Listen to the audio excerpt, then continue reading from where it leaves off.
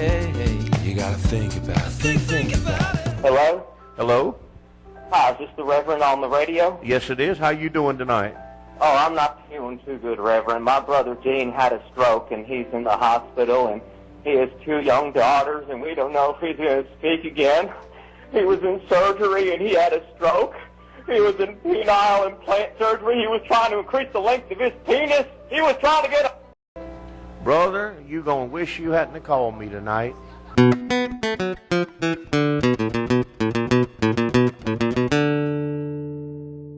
Hey guys and girls, I hope everyone is doing well. Welcome to the first episode, hopefully not the only episode of the Retro Ed vlog.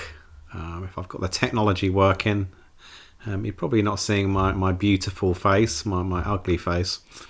And hopefully I've managed to get some jazzy graphics working over my voice. Otherwise, it could be a bit of a disappointment. But yeah, hopefully that bit's worked. How am I actually speaking on my channel since the Bootleg John takeover?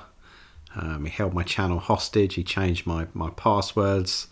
He said it was a bit dull and piss boring, and I wasn't kind of being creative enough.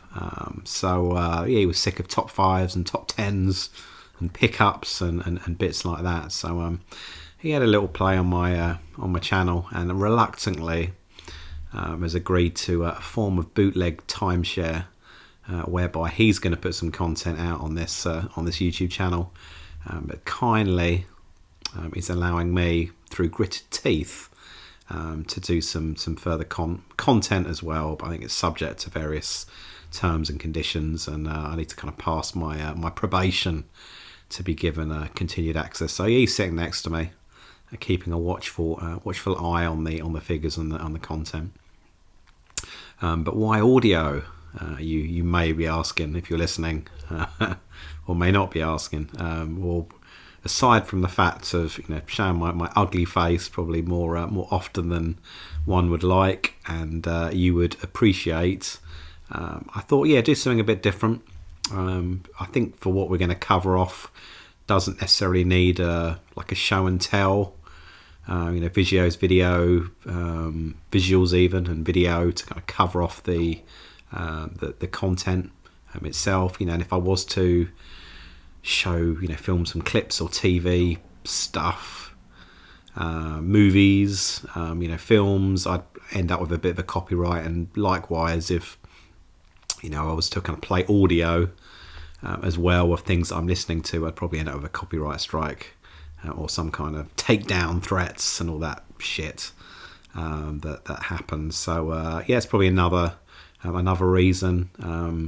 Probably gonna swear a bit, perhaps a bit more than I would on a normal video. It depends on the topics that we get into. I'm gonna say loose editing. I'm gonna put some quirky things, spice it up a little bit with a few adverts. If I can be asked, I'll make some fictional ones up. Otherwise, I'm just gonna have a good look around the tinternet and just find some random, ideally older kind of adverts, a bit silly, that maybe bring back some nostalgic vibes, or other stuff. But equally, if anyone else wants to feature and create one of their own adverts that I can place somewhere within a future episode, then feel free to get in touch. That would be most fun. I'm still going to be doing the odd pickups video, so at the very least you'll probably get to see my scabby hands in the future, perhaps my scabby face again. I'm going to maybe intermingle this series with some pickups and do that. And I guess another benefit of sticking to the audio format is you don't have to be glued to a screen to enjoy it. I say enjoy it, consume it. I perhaps can bore you as you drive, as you're jogging, commuting, in the bath, playing with your ducks, etc. So maybe a bit more accessible in certain ways. I don't know whether or not I'm going to upload it as a podcast. I think that might be beyond my technical means and beyond the levels of effort that I can be asked to put out. But we'll see about that one. But yeah, I've got the channel going, the YouTube channel going, so it's easy to upload. I just need to work out how to add those visuals. So I suppose having a black screen, hopefully you'll see there's be some graphics or something. But yeah, the low kind of editing, general low production format should make it a bit lazy, isn't it? A bit easier for me, because this is a hobby. This will only remain as a hobby, for obvious reasons. I'm not a professional, and so yeah, it will make it easier to edit, be a bit quicker, and therefore will hopefully ensure that it's a kick up my arse to put out some future content and keep things going. I tend to keep the scope of the conversation a bit fairly broad. I mean, I think it will vary. I mean, for this one, as well as this extended intro, just setting the scene, perhaps a little bit of context. We're going to focus on a few games, a few films on this one. I think on the next episode, not that I'm planning ahead. I'm not really. That's most likely going to focus around my collecting habits. I'm not going to edit that out. And focus on my collections, my habits, and what I'm up to at the moment, what I'm buying, what I'm selling, what I'm looking out for. So that'll be the next episode. We'll talk a bit more about that. And let's kind of go into it. And the final thing to say in terms of the length, the stubbiness, the girth, the duration, I have no idea. It might vary really from episode to episode. I'm not going to get overly excited or kind of prescriptive. I'm just going to see how it goes. So it might be 5 minutes, 10 minutes, 20 minutes, whatever. I'm hoping I'm not going to do any War and Peace editions. Otherwise, I probably won't see the light of day. Crazy Calls, a tape of 7 different songs and funny recordings for answering machines. I am very sorry that I'm not at home to take your call. Only $14.95. When I will get right back to you. Leave your message at the tone. Give someone the gift of gab for their answering machine. So for this one, what have I been playing? So I've jotted down a couple of bits here. The main one, which I've been chucking time into, I'm really talking in the last week or so, is a nice, let's call it like an indie game. It looks fairly low budget, but I think that's the intention. A game that came out last year, 2023, Rewind or Die. I jotted down not that I know much about developers and all that. So sound like I know some, which I don't. The developer for this one, Comp3 Interactive. I've no idea what other stuff they've done. But I'm trying to think where I first heard about it. Maybe on another tuber's channel, maybe another advert or recommendation. But it kind of piqued my interest, and I noticed that originally it was on Steam, but now it's on certainly PlayStation, Xbox, perhaps the Switch as well.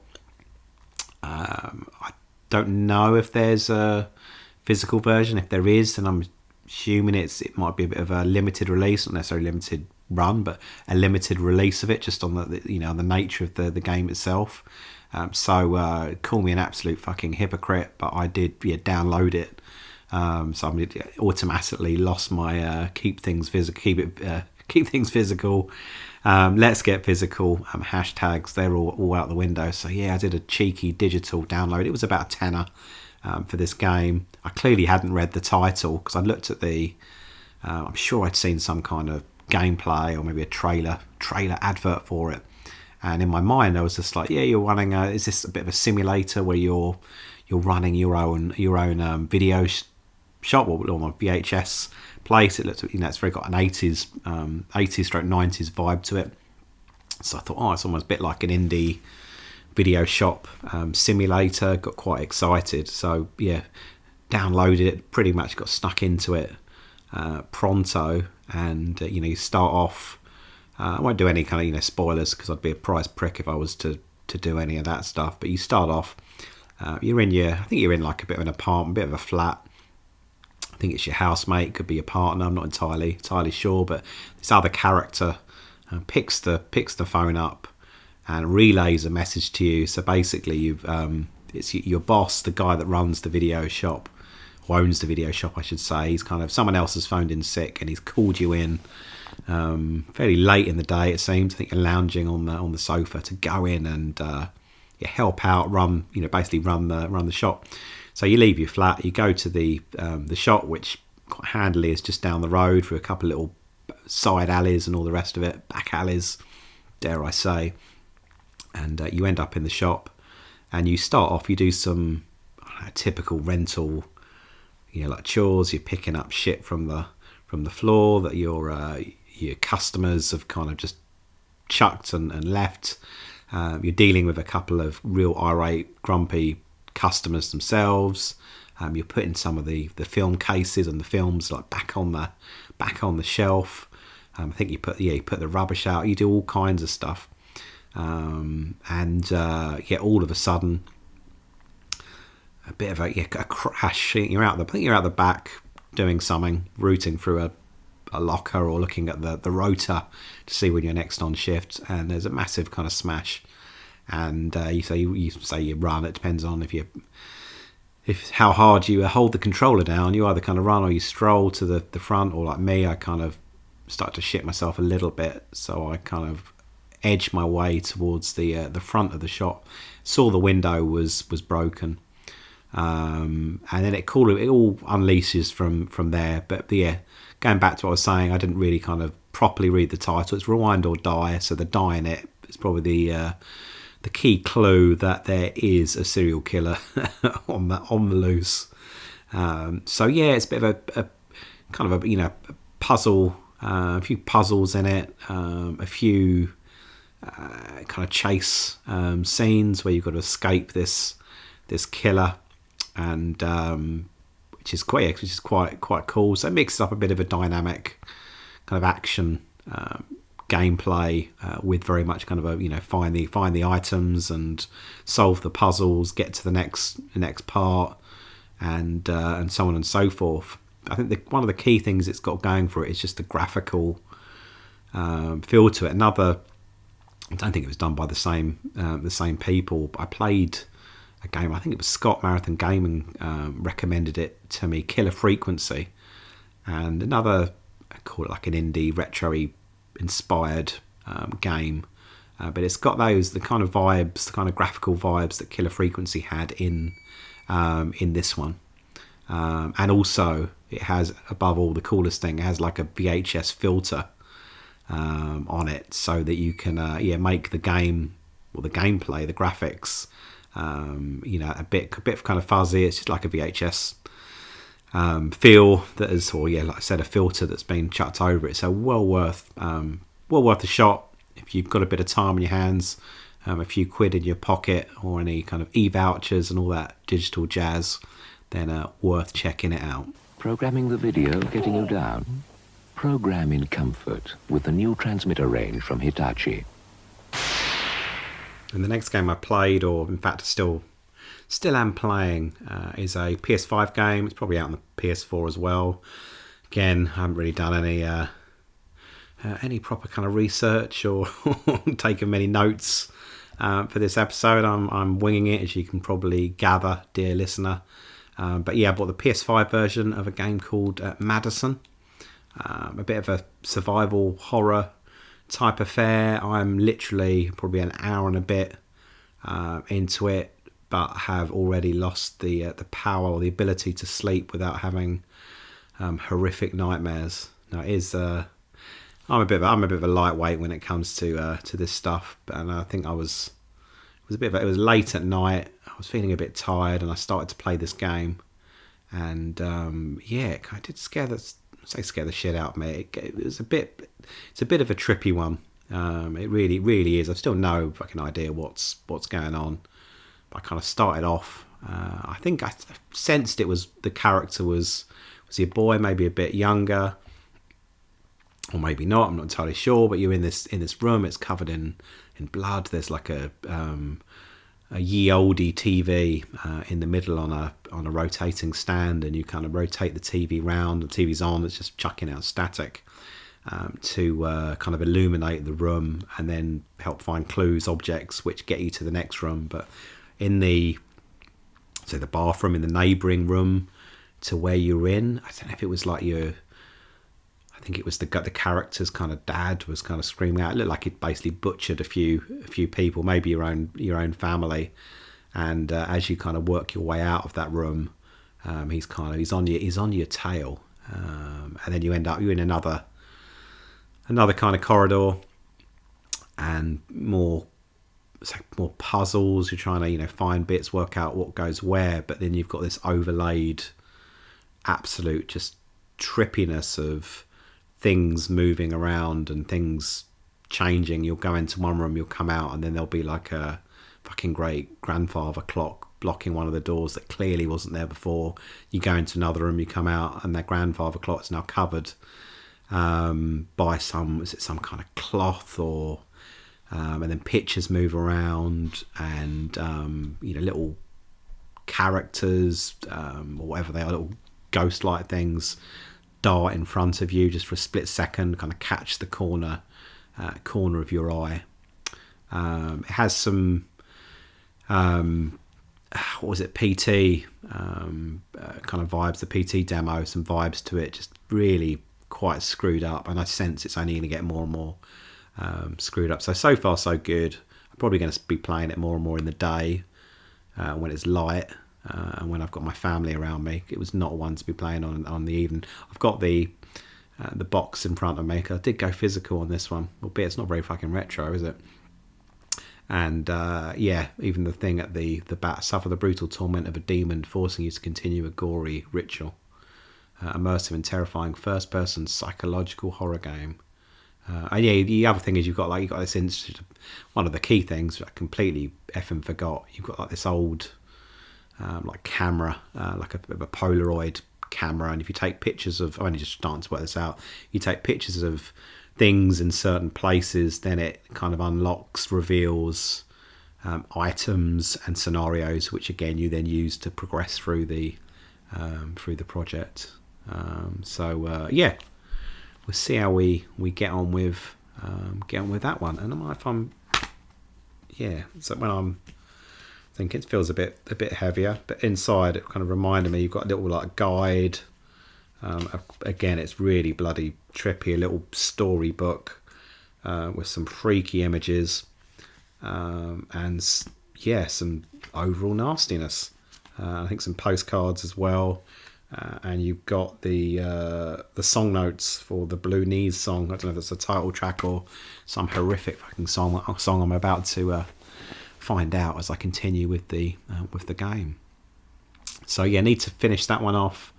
I'm going to mention him twice in quick succession because I've just mentioned him before. But again, Scott, I was on a bit of a trip with him over the weekend, and we were talking about stuff, and he's doing this amazing podcast, and I'll talk a little bit more about that on the next episode. Is it the Unofficial Controller podcast? And he was talking about Days Gone, and it's been out a while. I know it's a bit of a fan favourite for quite a few people, including a few YouTubers. And he hadn't played it before, so he started playing it, and I've never played it, so I've grabbed a copy of that. So I'm looking forward to getting stuck into that. But I need to work through this Madison game first of all. And then moving on, what have I been watching on the telly? Again, this one's kind of eluded me, and I bought the physical version a while ago. Now you can get it on Amazon. It's only about 10 quid, 10, 12 quid, and well worth picking up.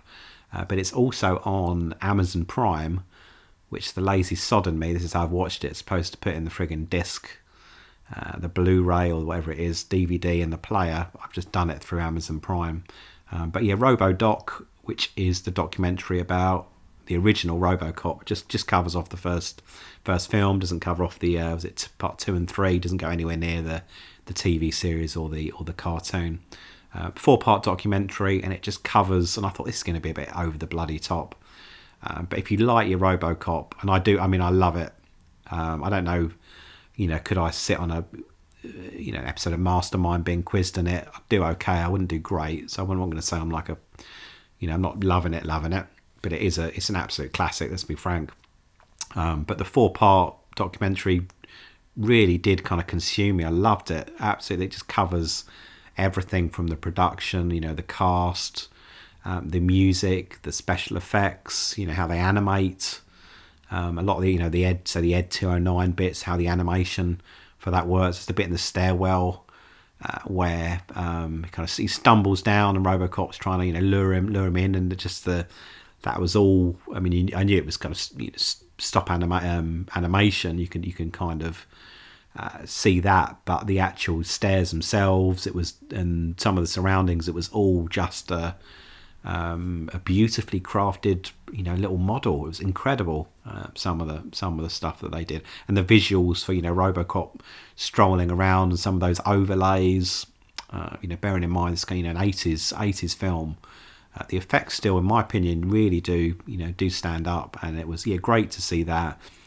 Loads of the original cast were in it. The director as well, I always butcher his surname, Paul Verhoeven, who's done some absolute blooming classic films, even leading up to that. But I think that's obviously was clearly one of his biggies. So he was just a very I think of Dutchman, but very enthusiastic on the set. A lot of kind of shouting and swearing and but arguably got the most out of the team. Maybe not always in the best of manners, but you cannot dispute that the output, the actual film itself, isn't fucking amazing.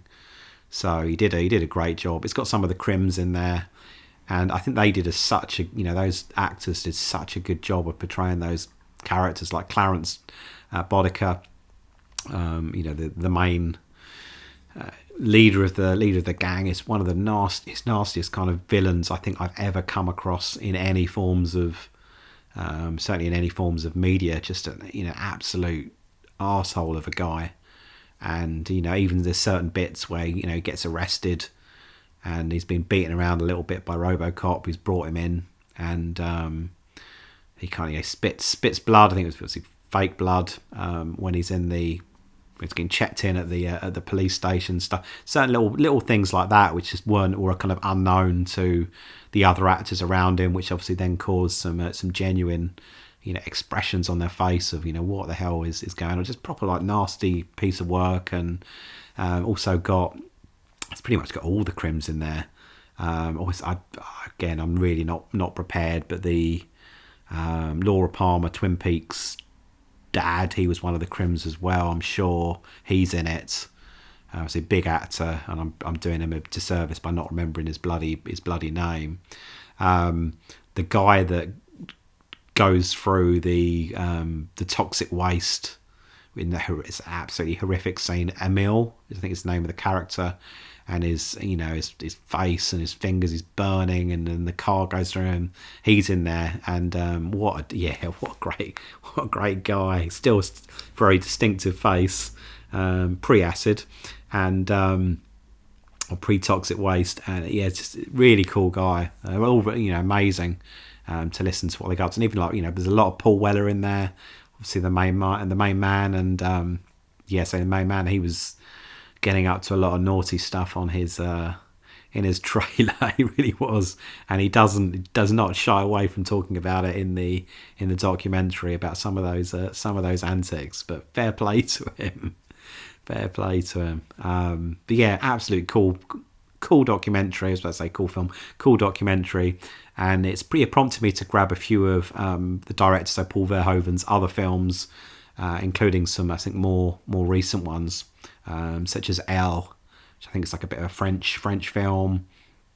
Again, probably quite famous actress, so I'm doing her a disservice as well, which is running this this software company about to put out an A++ AAA title, and she's assaulted. She's quite violently attacked in her home, and she's trying to work out. Okay, she knows it's someone who knows her. Who it is. Is it someone at work? Is it one of the someone that lives near her? Is it kind of a friend, family? It's really just a crazy premise behind it. So I'm very much looking forward to that one. Nothing tastes better than roast lamb with mint sauce. But if you feel like a change, British Lamb makes hundreds of other meals besides. Hold the mint, hold the mint. You don't have to have mint sauce when you cook with British Lamb. Hold the mint, hold the mint. You don't have to have mint sauce when you cook with British Lamb. Hold the mint, you don't have to have mint sauce when you cook with British Lamb. British Lamb makes more dishes than you've had hot dinners. And then I won't go through these ones in much detail, but other things which I've just been trying to cram in a lot of films, to be honest. So there's a couple here which I had on a recent video about 10 films that, for whatever reason I just haven't got around to watching, albeit I probably, should have done. So the first one, 2017 film Logan, obviously about, Wolverine, Hugh Jackman. And love this one, absolutely. I mean, most of you, all of you have probably seen this before, if not, once, then maybe twice, 3 times. First time viewing for me. Loved the grittiness of it. Just pretty fucked up, dark, violent, exactly how you'd expect a Wolverine film to really play out. I thought his, particularly in the kind of latter scenes, his clone, which is the I watched the other day, X-24, is a bit of a Logan clone. Who in my, I was watching it in my simple mind, it's a bit like one of the early Supermans where there's almost that bad Superman alter ego kind of thing. So seeing the Logan versus X-24 ruckus was very cool indeed. And Sir Patrick Stewart, Professor Xavier again, man, that was just some amazing emotional stuff going down in that. So that was cool. Edward Scissorhands, I do love a bit of Tim Burton. Visually, I thought this was pretty stunning, dare I say, and it did look amazing. But don't hate on me. But I did found the plot a bit meh, a bit like so. But maybe I don't know. Maybe that was just me on the evening that I was watching it. I just didn't really kind of get that into it. A bit of emotion between of Johnny Depp and Winona Ryder's character and Kim. So I thought that was quite cool, but overall I wasn't going to punch in the sky or thinking, wow, what a film at the end of it.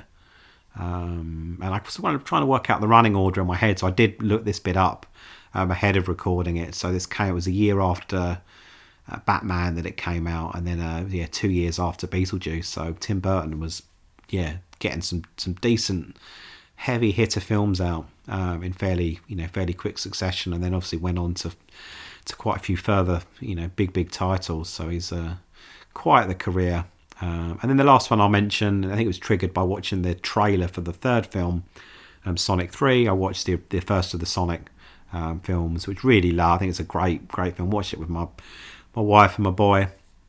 They've both seen it before, and just thought I think it's great. I think all the characters of James Marsden's spot on. I do think it's a bit, the show's almost a bit stolen by Jim Carrey. I do think it's a return to form for him. Just the Robotnik character is just so well done, and he looks like he's going to be just as funny in the third one. The second film's great as well, so I need to be rewatching that one. And it's slightly criminal, but as I was kind of jotting down, okay, what have I been what am I going to cover off? What have I watched? I thought, who does the voice of Sonic? And he's done quite a few things. But the guy Ben Schwartz, and I looked on bloody Wikipedia, was not a face, I'd be honest, I recognised, but that might just be me being old and out of touch with stuff. And that's it. I mean, other film stuff, the Goonies 2 announcement. I was hoping it was a bit of Billy bullshit, a bit of a fake rumour, but the more I scoured the internet, it does actually look legit. So, if it is real when it's coming out, geez, it better be good. They cannot balls it up. It's got to be like it's a very different film, but like I was sweating over Top Gun Maverick, but that's a pucker film. So it was these films, when you've got that nostalgic attachment, you just do not want anyone to go and fuck it up, to balls the thing up. So it's yeah, I'm not lying. I'm feeling a bit nervy about the sequel if it is legit, but we'll see. If anyone's heard anything, then please let me know in the comments if anyone is listening. And then link to what am I listening to? Link to the Robocop documentary. I did because it was quite a cool part of the documentary, but I did grab the soundtrack by what's the name of the guy? I did jot this down. Basil Polduris, and interestingly enough, who was it? Scott Sega Zombie. I think he showed this on a recent Pickups. He got the soundtrack too, but it's friggin'. I think he's been cool and listening to it. I think in his car and wowing his passengers. But I'd be listening to it in the kitchen whilst preparing food. But yeah, awesome soundtrack. I mean, the guy has scored some pretty mega films. I think he did the Conan films, did Hunt for Red October, perhaps unsurprisingly Starship Trooper. Obviously same director. So Paul Verhoeven got him back, and he died. I don't know exactly. I think it was early 2000s from memory. Unfortunately, he had bloody lung cancer. So, but he did in the time he did have. I think he was of the late 50s, early 60s. He did some amazing scores. And then the Robocop one, as well as the main theme. There's the one where he's a bit extended, where I think it's called the driving theme. When he's going through, Robocop's going through Detroit, so the tune there, a bit slightly extended maybe on the CD, is mega. And also when he goes home as well, when Murphy, Robocop goes back to, it's obviously one and the same guy, but Murphy's home, and he's looking around, and there's those kind of memories of him and his wife, and his child as well. It's insane. And then the other thing, obviously, the world's gone fucking Oasis mad with these, with the concerts for next year, and they've done a 30th anniversary release of Definitely Maybe. I haven't got the physical. Again, I'm a fucking hypocrite. So I've been streaming it. On Apple. I'm a bit all things Apple, wrongly or rightly, but they've got these original recordings, and I didn't know, but ahead of the recording that Definitely Maybe was released on, they actually recorded, I don't know if it was all the tracks, but I think most of the tracks prior to that on a separate studio with a separate producer, and as opposed to on the original one that came out, that if you listened to Definitely Maybe you would have heard, on that one the recording was pretty much done as a band, as a collective, when they're working through it. But on the original ones, which is called the Mono Valley Studio recordings, which is obviously the place where they did the recordings, they did it basically, track by track, instrument by instrument, and it makes one hell of a difference to how it sounds. It's quite interesting, and some of the tracks, for example, like Live Forever, actually it's quite nice to hear a different version, but they are not as kind of raw and powerful as the ones that came out on the actual release, whereby it's the band and you just got that kind of bit more of a combined fucking cheesy, but a bit more rock, bit more energy behind it. But it's quite interesting to go and listen to it. Some of those other ones, so listening to a bit of that. Been out and about a bit, had an almighty mega YouTuber meetup. I say YouTuber meetup, it's more of it's friends meetup, and they just happen to be a few YouTubers for Scott's, the Sega Zombie's birthday. So I went to the Sega pad, saw the Sega wall, and we had plenty of lovely chats, plenty of gaming action, some high score challenges with a few of us, and Pac-Man high scores. He blasted out the Blast City cab, so the Sega cab that he's got on a few games there. One that I hadn't seen since being at Blackpool Arcade Club, Outzone, vertical shooter, toe plan game. And for whatever reason, like a lot of these things, either my memory fails me or I've never played that game before. I'd been to Blackpool, so to see it on that cab at Scott's was in quick succession. That was pretty cool. And they've got a fairly quiet rest of this month. and then building up, saving my pennies and my pounds for Blackpool. So I'm going to go to the Blackpool Expo on the 5th and the 6th of October. I'm going up there with U-Star Gamer, so Al, and Scott again gets another bloody mention, the Marathon Gaming. So looking forward to that. Those guys went last year. I'm a virgin to this stuff, so we'll see what it's all about, and hopefully I'll be all intact on my return. And that's it. I think I've been rambling for way too long. We'll wrap up there. The next one, like I said, I'm going to talk a bit more about what's going on with my collecting. I've been selling a few doubles recently, mainly retro toys as opposed to games, but I've been buying a few bits, so we'll talk a bit about that. Hit me up, fucking cheese, isn't it? Hit me up in those comments if you'd like to get involved. Chuck in a silly advert.